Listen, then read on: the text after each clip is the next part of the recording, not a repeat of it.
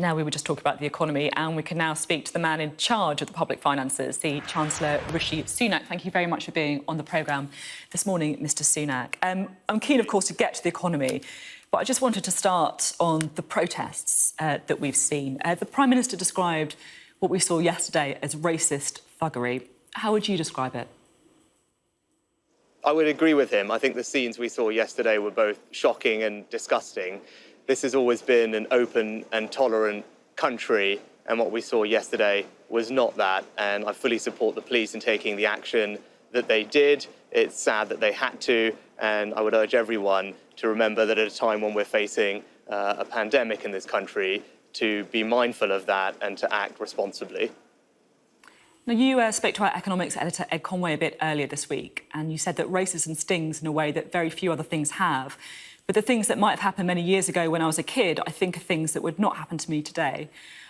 I just wonder, when you saw the actions of some, not all, but some of the people out yesterday, clashing with police, Nazi salutes, are you still confident that some of the things you might have experienced as a child wouldn't happen today?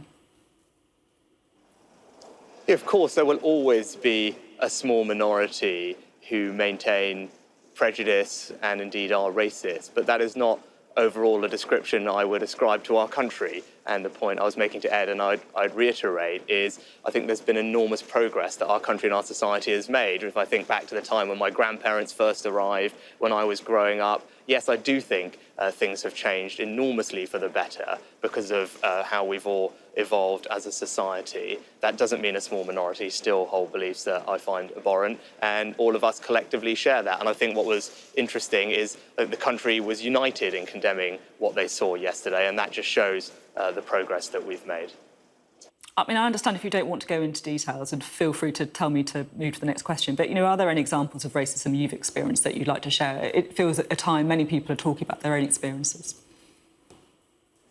Yes, I have. I mean, I've spoken in the past, and the things that stung me the most, actually, is when I've been with my younger siblings, that when I was younger, and things that were being said to me. It's one thing when they're happening to you on your own, it's difficult enough, but when I had my younger brother and sister with me at the time, I mean, it was particularly upsetting. I didn't want them to have to deal with it. I wanted to protect them from it. And as I said, you know, those things, they may just be words, actually, but they sting in a way that other things don't. When people, you know, call you lots of names for lots of different reasons, there's something about that that cuts to your core. But as I said, that's not something that has happened to me for a long time. And I think as a society, it's not something that is common.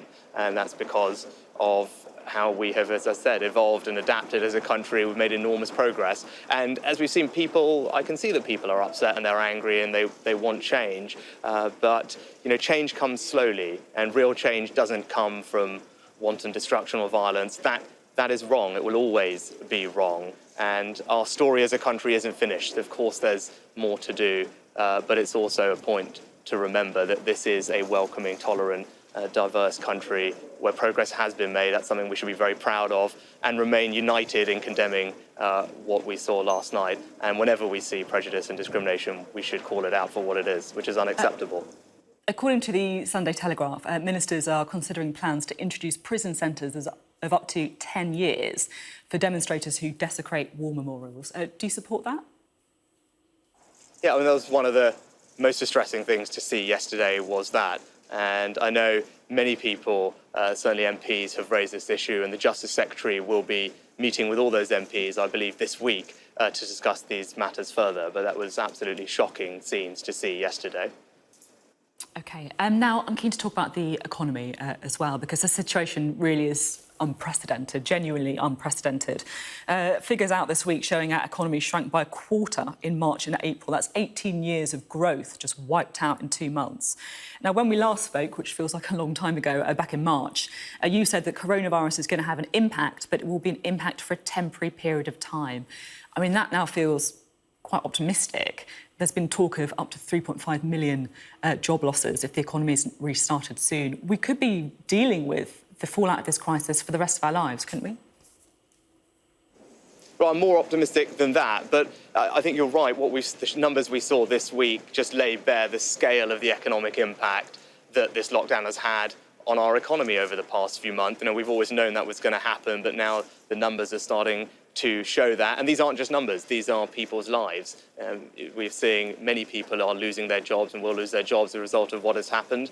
That's families without the security that they have come to depend on. That weighs very heavily on my shoulders. But I think we have a plan going forward. We've put in place. The first step of that plan was, as you remember when we spoke, was to put in place an enormous amount of support to help companies, to help businesses, to help individuals and their families through this crisis, to help bridge through it, the immediate impact of which is temporary.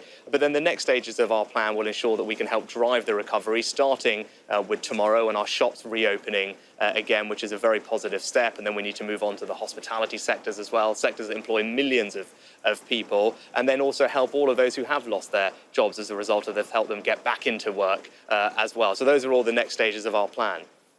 As you were saying, high streets are going to be reopening from tomorrow, a pretty major part of the route out of lockdown. Is it safe to go shopping? And if it is it almost, to borrow a phrase from Matt Hancock, our civil duty to go out and start spending money? Well, it is safe to go. And what I would tell people is I know people are anxious, and obviously we haven't really been doing this for the last few weeks and months. But thanks to the incredible hard work of everyone in suppressing the spread of the virus, we've passed our 5 tests, so we're now able to take this next step on the plan and reopen retail tomorrow. And thanks to the hard work of retailers up and down the country who have taken quite extraordinary steps to make sure that their shops are safe and welcoming places for all of us when we go back, protecting their staff, protecting all of us when we go shopping. People will see from tomorrow it's a slightly different experience. Obviously, there's social distancing, a new process for returns. There might be one-way systems. There'll be screens up everywhere, staff available to provide advice and help, but it is a safe environment and we should all be able to go out knowing that. We should be able to shop in confidence, knowing that it's safe, and I know shops up and down the country are ready to welcome us all back and get our high streets springing back to life again. And given the pretty dire economic news that we've seen, do you think that it's almost as if the economy is relying on people to get out there and start spending money? Well, I think we've always been an economy that is driven by consumption, and that's something that the numbers would tell you. So, yes, it's always been important for our economy. It's driven by consumption, driven by services, and the numbers of people employed in these sectors are huge, whether it's in retail or in hospitality. Millions and millions of people work in these sectors. I know they're all itching to get back to work, to the jobs that they love. And when you talked about before, the impact that this is having, the best way we can protect employment in this country is to get those bits of our economy that have been closed reopen again. It won't happen overnight that we all get back to doing exactly what we did, but it can happen slowly, it can happen in a measured way. But most importantly, people need to have the confidence to know that it's safe to get out there again, and I can give that assurance that it is. And I hope everyone enjoys getting back to their high streets. I mean, one thing that would really help a lot of businesses to reopen is if the rules on social distancing were cut from everyone having to stay 2 metres away to people having to stay 1 metre away. Are you considering that? Yeah, the Prime Minister has put in place a comprehensive review of the 2 metre rule. It's always so we keep everything under review, all the guidance, as we evolve through this crisis to see what we're able to look at. That review will involve the scientists, economists and others, so we can look at it in the round. You're absolutely right to highlight the impact it has on business. I know that, of course. It's a difference between 3/4 and maybe 1/3 of pubs opening, for example. So it's important that we look at it. Now that we have made good progress in suppressing the virus, we're at a different stage of this epidemic than we were at the beginning, and that enables us to take a fresh look at this. Obviously, many other countries around the world use a different rule, and indeed, we've seen a couple of countries recently, I think Norway and Denmark, from memory, have moved from 2 metres to something less as well. But it's important that we look at it comprehensively in the round, and that's what we will do urgently. I mean, it sounds to me like you want it to happen. Well, I can very much understand the impact, the positive impact it will have on businesses' ability to open and thereby maintain the jobs that they have and make sure all the people that work for them can come back to those jobs and remain employed. And that's really important to me. But at the same time, we must make sure that it's safe to do so. We are dealing with a virus that has spread through our country at the same time. So we need to make sure that the science is suggestive that we're in a place where if we could make any changes, that would be a safe thing to do, a responsible thing to do. So we should look at it all in the round. I wouldn't want to preempt the findings of it, as I said, but it's important now we are where we are in this, that we can take a look at it. That's the right thing to do, and I'm glad that we are. OK, pretty clear message there, really. One other area, of course, that reducing the 2-metre rule can make a real difference in is schools. There are reports today that primary is going to be told that they can reopen to all year groups if they keep class sizes to 15 pupils. So I just want to get this straight. You're asking schools to cut class sizes, keep everyone 2 metres apart, with no extra money, no extra staff, and no warning. I mean, this is cloud cuckoo land, isn't it?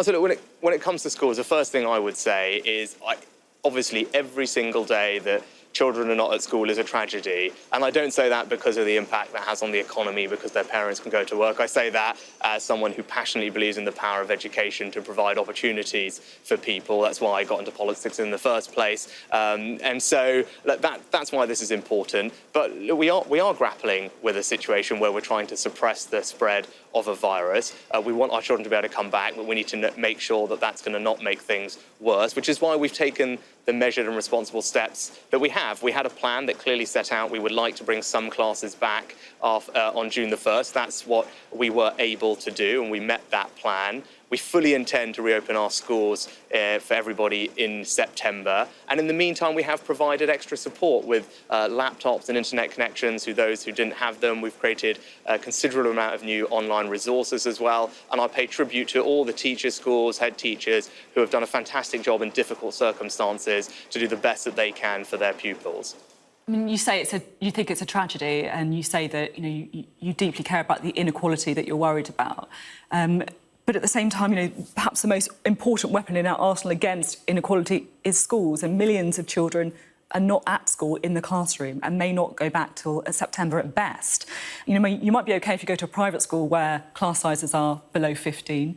You might be OK if your parents can afford to pay for private tuition in these months where you're not at school. But what about all the other children? Are we not risking a lost generation here?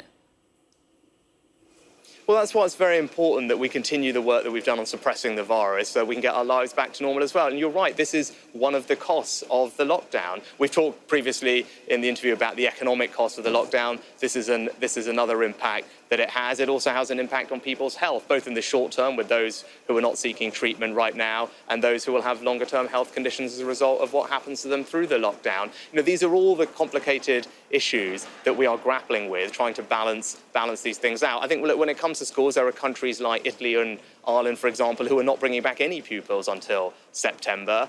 Other countries like Spain, the vast majority will not come back until September. So, I think where we are is a reasonable and measured approach, but I completely understand and sympathise that we would all like to see our children at school. But that's why we've provided all these other things, and we'll keep doing so to make sure that our kids get the support they need. Although at the same time, there's many other countries, Denmark, Austria, Germany, Norway, where they have reopened schools and they haven't seen a significant rise in infections either. It does make me feel as well there's been a Herculean effort to ramp up capacity in the NHS. You've led an unprecedented economic intervention, a very expensive one too, to directly pay people's wages. Why has the same urgency not been shown to get children back to school? Should the Education Secretary have led a national mobilisation in the same way?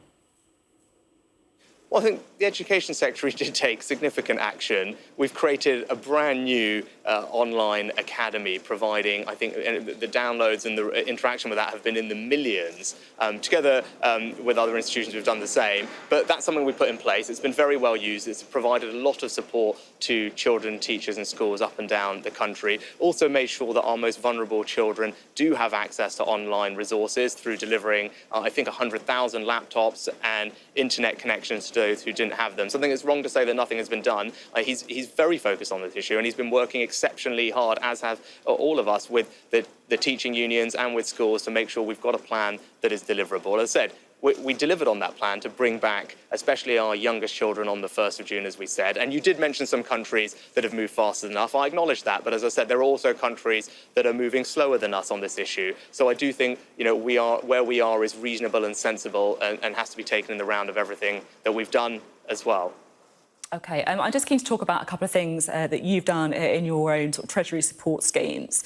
Government guidance updated on Friday, which seems to say that after June the 10th, if you're vulnerable and advised to shield by your GP, you can't be furloughed unless you've been furloughed before. Now, Citizens Advice estimates over 70% of those people shielding haven't previously been furloughed. So these people may have to choose between following the advice and keeping their jobs. Are you going to be addressing this? Well, I think there's two different things here. I mean, the furloughing scheme which we put in place was to protect people's employment, which I think it has done. Over 1 million businesses are benefiting and around 9 million people are having their jobs protected through this crisis as a result of that scheme. So I think it's something that has made an enormous difference to people's security. When it comes to people who are shielding, we've put in place a comprehensive set of support for them, especially delivered through local government, to whom I'm very grateful for, and the local government secretary has worked very hard on this to make sure they get the support and the resources they need, whether it's food deliveries or other community support to help them through this. And for those from the beginning of this crisis that have been either isolating or otherwise have access to our welfare system. We made changes to that right at the beginning of this crisis to ensure that it worked for all those people, because these are essentially our new situations that we find ourselves in. OK, and now, I'll be honest, I wasn't actually planning on asking this question, but since we announced you were coming on the show, I've been inundated with messages on social media from people who say that they fall through the cracks of the schemes that have been put in place by the government. So people have recently gone self-employed, PAYE freelancers. Do you accept that there are potentially millions of people who aren't getting any support from the government at this really difficult time, and would you apologise to them? I'd say, well, Sophie, I already did talk directly to all of them, and I'm happy to say so again. I know not everyone has been helped in exactly the way that they would have wanted through this crisis. I fully acknowledge that, and of course, I'm sorry we weren't able to do that. But those were decisions that were taken with very specific reasons. You have to remember, we were dealing with something that was hitting us at incredible speed and with such severity that there was a premium on doing things that could help as many people as possible, as quickly as possible. It could actually be delivered. It's no point coming up with lots of neat ideas, but they would have taken months and months to implement. So, that's why we did what we did. We've been able to help, as I said, 9 million jobs protected through the furloughing scheme, 2.5 million people benefiting from the self-employed scheme, close to 1 million businesses benefiting from various discounted loans, business rates, holidays, cash grants. So I'm proud of all of that. I acknowledge some people will feel that they didn't quite get what they want, but we've also strengthened our welfare system considerably as well. So I'm confident that across the piece, an enormous amount of support has been provided. And if we couldn't do it in the way that you wanted, it was because it would have meant that we couldn't have done all these other things, which were really important given the situation we were facing. OK, I mean, that does certainly sound like there's a degree of honesty there. Are these the kind of things that you could look at in an emergency budget, perhaps next month? Well, I think at this point, we want to try and look forward rather than look backwards, and we've put these things in place to help bridge through the crisis. And as we started off talking about, we're now looking forward to trying to reopen our country, get our economy going again. And we can do that because we've made progress against the virus. We've met all our 5 tests. So the priority now has got to be driving that recovery rather than looking backwards. That starts tomorrow with our shops reopening. Hopefully when we get into July, then we can get our pubs, our restaurants, our hospitality sector open, get those millions of people back to the jobs they love, give those businesses a proper chance of actually surviving through this. Those are all the things that I'm focused on now. I think we've got to look forward, and we set out an ambitious agenda at budget as well about investing in our regions, making sure we drive growth and productivity through infrastructure investment. I'm keen to get on with that and get back to that. So that's what I'll be looking forward to in the coming months. OK, now I am being told on my ear that we've run out of time, but just going to get one last question in, if that's OK. You did a star turn at the 1922 Committee of Conservative Backbenchers. You've got a pretty strong social media game, whether it's been pictured in hoodies or drinking Yorkshire tea. You're the bookies' favourite to be the next Conservative leader. Are you tempted by the top job? I think you saw me. I think I've been in this job for just a week or two when we saw each other. Very true. An enormous amount has happened. Enormous amount has happened since then. It's a great privilege to have this job. I'm very grateful to the Prime Minister for putting both his confidence and his trust in me, especially given the crisis that we're facing. And I very much hope I can just keep doing the job that I've done and keep trying to provide support to people the best I can. So at the moment, we're all pulling together one team, and that's what we're all focused on collectively together. OK, thank you very much. Rishi Sunak, the Chancellor, thank you.